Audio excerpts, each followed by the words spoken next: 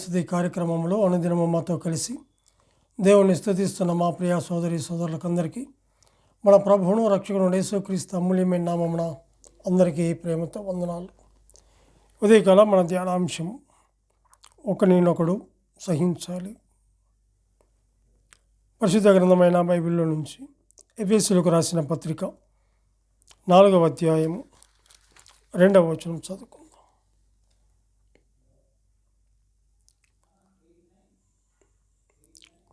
కాబట్టి మీరు సమాధానమును బంధము చేత ఆత్మ కలిగించు ఐక్యతను కాపాడుకున్నట యందు శ్రద్ధ కలిగిన వారై ప్రేమతో ఒకరినొకడు సహించచ్చు అని చెప్పేసి చూస్తుంటాం. ఉదయకాల వేళలో ప్రతి ఉదయకాల వేళలో ఆయన సన్నిధిలో చేరి ఆయన కృపాసనం మీదకి వచ్చి ఆయన మాటలు వినే భాగ్యాన్ని దేవాతి దేవుడు మనకు అనుగ్రహించాడు. దినమును సమయంలో చూడక ఎంతోమంది లోకాన్ని విడిచిపెట్టి వెళ్ళిపోతున్నారు. కానీ అయితే నేను నన్ను సజీవులకు ఉంచినటువంటి ఆ సజీవుడైనటువంటి దేవాతి దేవుణ్ణి మరి స్తుతించి కనపరిచే భాగ్యాన్ని దేవుడు మనకు అనుగ్రహించాడు. అందును బట్టి మనం ఎంతగానో ఆయన మనము స్తుతించవలసిన వారముగా ఉంటున్నాం. చదివినటువంటి ఈ లేఖన భాగంలో ప్రేమతో ఒకరినొకడు సహించుచు అనే మాట మనం చూస్తుంటున్నాం. అవును, సంపూర్ణ వినయము, పూర్ణ వినయము, సాత్వికముతో మరి ఒకరినొకరు ప్రేమించుకునే వారిగా ఉండాలని మనం చూస్తుంటున్నాం. మత్తయి సువార్త 5వ అధ్యాయము 3వ వచనంలో మనం గమనించినట్లయితే మత్తయి సువార్త 5వ అధ్యాయము 3వ వచనంలో ఆత్మ విషయమై దీనులైన వారు ధన్యులు, పరలోక రాజ్యము వారిది అని చెప్పి చూస్తుంటున్నాం. ఆత్మలో ఎవరైతే మరి ఎటువంటి కల్మషం లేకుండా ఎటువంటి మరి తొందర లేకుండా ఉంటారో వారు దీనులుగా ఉన్నారు, అటువంటి వారు ధనులుగా ఉంటారు. అంతేకాదు కానీ అటువంటి వారిది మరి పరలోక రాజ్యము అని చెప్పేసి చూస్తుంటున్నాం. ఆత్మ విషయమై దీనులైన వారు ధన్యులు, పరలోక రాజ్యము వారిది అని చెప్పేసి మనం చూస్తుంటున్నాం. దీనులైన వారు ధన్యులు, పరలోక రాజ్యము వారిది. అక్కడే మనం గమనిస్తే సాత్వికులు ధన్యులు, భూలోకమును స్వతంత్రించుకొందురు అని చెప్పి చూస్తుంటున్నాం. ఒకటి, ఆత్మ విషయంలో దీనత్వం కలిగి ఉన్నప్పుడు పరలోక రాజ్యము వారిదిగా ఉంటుంది. అంతేకాదు సాత్వికులు ధన్యులు, వారు భూలోకాన్ని స్వతంత్రించుకునేవారుగా మనం చూస్తుంటున్నాం. అంతేకాదు కానీ కొలసలకు రాసిన పత్రిక 3వ అధ్యాయము 12వ వచనం చదువుకుందాం.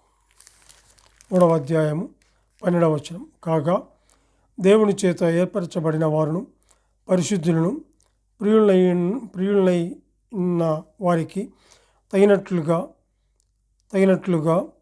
తగినట్లు మీరు జాలిగల మనస్సును, దయాళత్వమును, వినయమును, సాత్వికమును, దీర్ఘశాంతమును ధరించుకొనుడి అని చెప్పి చూస్తుంటున్నాం. ఇక్కడ ఆత్మ మరి విషయంలో దీనులైన వారు ధన్యులు అని చెప్పి చూసాం.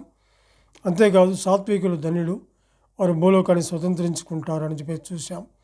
అంతేకాదు కానీ ఎఫెసీయులకు రాసిన పత్రిక 4:2లో మనం గమనిస్తే సంపూర్ణ వినయము, సంపూర్ణ మరి పరిపూర్ణ పూర్ణ వినయము, మరి అంతేకాదు సాత్వికముతో ఉన్నప్పుడు మరి ఇవన్నీ సాధ్యపడుతున్నట్లుగా మనం చూస్తుంటున్నాం. అయితే కొలసలకు రాసిన పత్రికలో మనం చూస్తే మీరు జాలిగల మనసు ధరించుకొని ఉండుడి అని చెప్పి చూస్తుంటున్నాం. ఆ జాలిగల మనసులో అక్కడ మనం గమనిస్తే మరి దయాళత్వం ఉంది, వినయం ఉంది, సాత్వికం ఉంది, దీర్ఘశాంతం ఉంది. ఇవన్నీ ధరించుకొని పరిశుద్ధులుగా, ప్రియులైన పిల్లలుగా మరి దేవుని చేత ఏర్పరచబడిన వారుగా ఉండాలని మనం ఇక్కడ చూస్తుంటున్నాం. అంతేకాదు కానీ పేతురు రాసినటువంటి మొదటి పత్రిక 5వ అధ్యాయము 5-6 వచనం మనం చదువుకుందాం. చిన్నపిల్లలారా, అక్కడ ఒక మాట చూసినట్లయితే 2వ లైన్లో మీరందరూ ఎదుటి వారి ఎడల దీన మనస్సును వస్త్రము ధరించుకొని మిమ్మల్ని మీరు అలంకరించుకొనుడి అని చెప్పి చూస్తున్నాం. ఇక్కడ గమనించినట్లయితే దీనులైన వారు ధన్యులని మత్తయి సువార్త 5:3లో చూసాం.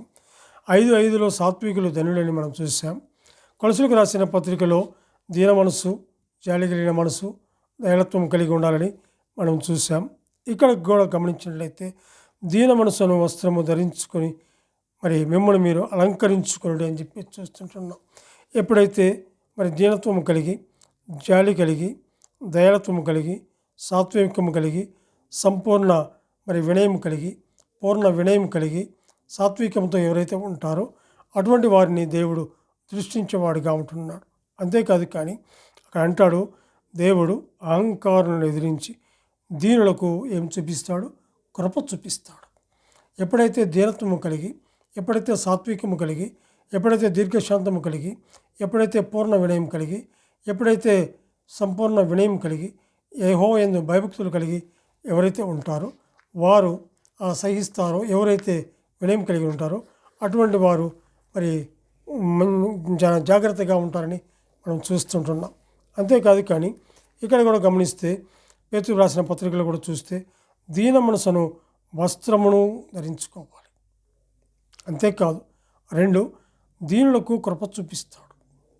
అంతేకాదు 3 ఆయన బలిష్టమైన చేతి క్రింద దీన మనస్కులై ఉండు అని చెప్పి చూస్తుంటున్నాం. అప్పుడు ఉన్నప్పుడు మరి సహించగలుగుతారు, ఒకరినొకరు ప్రేమించగలుగుతారు. అంతేకాదు కానీ తిమోతికి వ్రాసినటువంటి 2వ పత్రిక, తిమోతికి వ్రాసినటువంటి 2వ పత్రిక 2వ అధ్యాయము మరి 26వ వచనం మనం చూసినట్లయితే ఆ చివరిలో మనం గమనించినట్లయితే ప్రభువు యొక్క దాసుడు అట్టి వారిని సాత్వికముతో శిక్షించుచు జడమాడక అందరి ఎడల సాధువుగాను బోధింప సమర్థుడుగాను కీడును సహించువాడుగాను ఉండవలను అని చెప్పి చూస్తున్నాం. ఇక్కడ గమనించినట్లయితే ప్రభు యొక్క దాసుడు అట్టి వారిని సాత్వికముతో మరి శిక్షించుచు మరి జగడమాడక మరి ఎవరి జోలికి పోక అందరి ఎడల ఎలా ఉండాలట? సాధువుగాను మరి సమర్థుడుగాను బోధింపడానికి సమర్థుడుగాను ఉండాలని చూస్తుంటున్నాం. అంతేకాదు కానీ కీడును సహించు వాడుగా ఉండాలని చెప్పేసి చూస్తుంటున్నాం. ఇక్కడ గమనించినట్లయితే కీడును సహించువాడుగా ఉండాలి. సహనము అంటే అక్కడ గమనిస్తే పౌలు ఒక లక్షణము ఇక్కడ వివరిస్తున్నాడు. ఏంటి అంటే అది ప్రేమలో ఒకరినొకరు సహించుకోవడం. 2 ఒకరితో ఒకరు సంబంధాల్లో మనము ఎదుటి వారిలో సహించలేని వాటిని కూడా సహించగలిగేదే ప్రేమ. మరలా చెప్తున్నాను, ఒకరితో ఒకరి సంబంధాలలో మనము ఎదుటి వారిలో సహించలేని వాటిని కూడా సహించగలిగే చేసేది ప్రేమ. కాబట్టి అలాంటి దీన మనసు, సాత్వికము, దయాళత్వము, జాలి కలిగిన మనసు ఎవరైతే కలిగి ఉంటారో సహించుకోవాలి, ఒకరి ఒకరు ప్రేమించుకునే వారుగా ఉండాలని మనం చూస్తుంటున్నాం.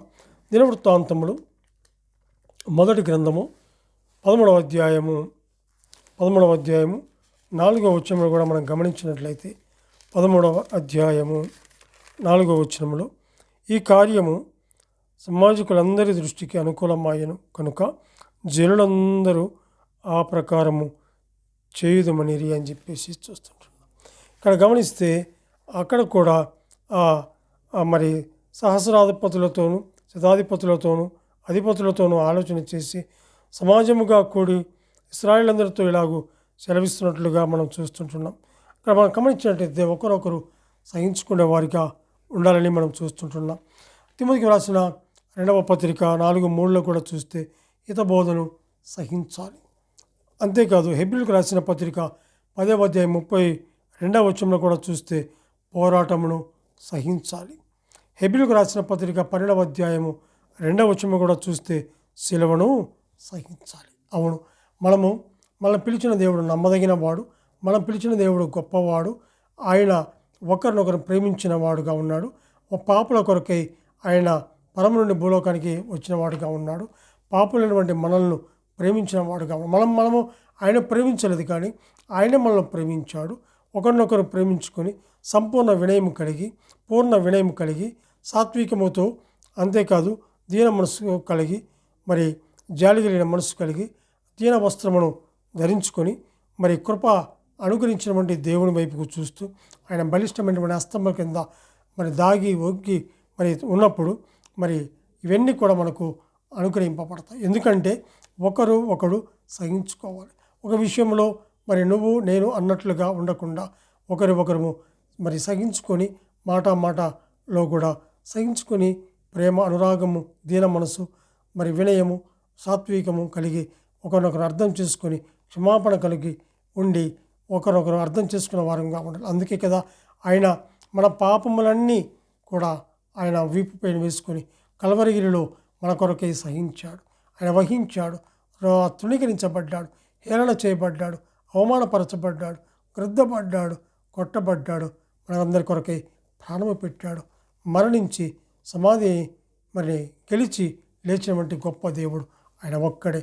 ఆయన ఎవరంటే నిజమైనటువంటి దేవుడు, ఏకైక దేవుడు, ఒక్కగానొక కుమారుడు, ముద్దు కుమారుడు, ప్రియకుమారుడు, రక్షకుడు అయినటువంటి దేవుడు. ఆయనను ఉదయకాల వేళలో నోరారా మనసారా మనము స్తుతించవలసిన వారంగా మనం ఉంటున్నాం. దేవుడు తన వాక్యాన్ని దీవించునుగాక. ప్రార్థన చేసుకుందాం. పరిశుద్ధుడమైన మా ప్రియ పరలోకపు తండ్రి, మీ ఘనమైన శ్రేష్టమైన ఉన్నతమైన నామమునకు స్తుతులు స్తోత్రములు చెల్లించుకుంటున్నాం. దేవా, నీవెంతైనా నమ్మదగిన దేవుడు. ఈ ఉదయకాల వేళలో తండ్రి ప్రభువా, మీ యొక్క సన్నిధిలో చేరి అయినా దేవా తండ్రి ప్రభువా, మీ మాటలు చదివే భాగ్యాన్ని మీరు మాకు అనుగ్రహించినందుకే స్తోత్రములు చెల్లించుకుంటున్నాం. దేవా తండ్రి ప్రభువా, ప్రతి దినము కూడా ఇలాగూ మేము నీ సన్నిధిలో చేరి నీ వాక్యాన్ని విని చదివే భాగ్యాన్ని మీరు మాకు అనుగ్రహించేందుకే స్తోత్రములు చెల్లించుకుంటూ మా రక్షకుడు, మా ప్రాణ విమోచకుడు యేసుక్రీస్తు అమూల్యమైన నామమున స్తుతులు స్తోత్రములు చెల్లించి ప్రార్థన చేయుచున్నాము తండ్రి. ఆమెన్.